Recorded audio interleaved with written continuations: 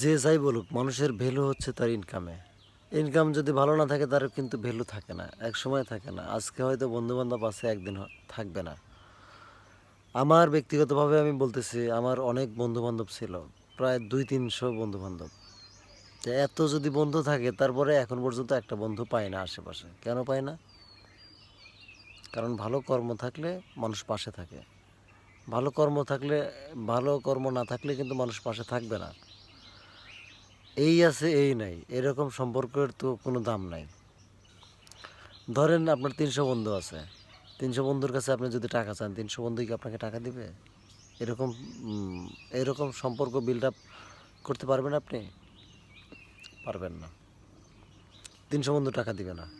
তবে এর মধ্যে এমনও কিছু বন্ধু আছে যারা নিজের কাছে না থাকলেও ধার করে এনে আপনাকে টাকা দিবে। এরকম ফ্রেন্ডও থাকে এর মধ্যে। সবাই তো থাকে না, এগুলো তো হাতে গোনা 2-1 জন। আর বাকি লোক হায় হায় বাই বাই।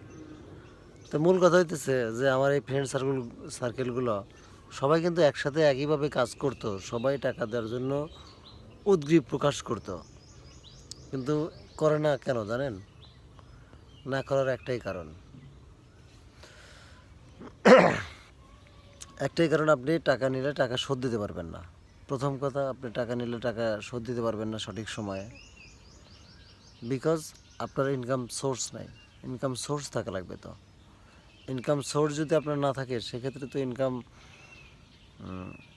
মানে টাকা দিতে পারবেন না, এটাই তারা বিশ্বাস করবে। আর যদি আপনার কাছে সোর্স থাকে, একটা চাকরি থাকে, একটা সরকারি চাকরি থাকে বা ভালো চাকরি থাকে, সেক্ষেত্রে কিন্তু বিষয়টা উল্টো ঘটবে।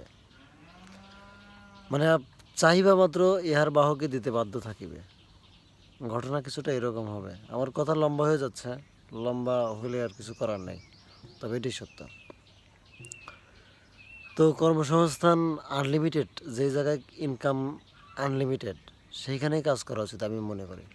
কারণ ধরেন আপনি 500 টাকার একটা কামলা দিলেন, 500 টাকাই পাবেন, সর্বোচ্চ 600, 700, 1000, এর বেশি কিন্তু আপনি ইনকাম করতে পারবেন না।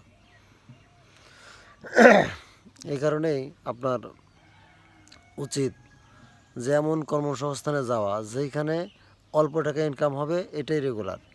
তবে মাঝে মধ্যে টাকা হবে অনেক, লাখ ছাড়িয়ে যাবে, কোটিতে পা রাখবে এরকম। কোটিতে পা রাখবে মানে প্রথমেই তো এরকম কাজ আপনি পাবেন না। ধরেন এই টাইপের কাজ, এই কাজগুলো আপনার খুঁজতে হবে। কোথায় পাবেন? আমি দিক নির্দেশনা দেবো। আমি আপনাকে দিক নির্দেশনা দেবো, ওই দিক নির্দেশনা মতো আপনি চলবেন, ভালো কিছু করবেন ইনশাআল্লাহ।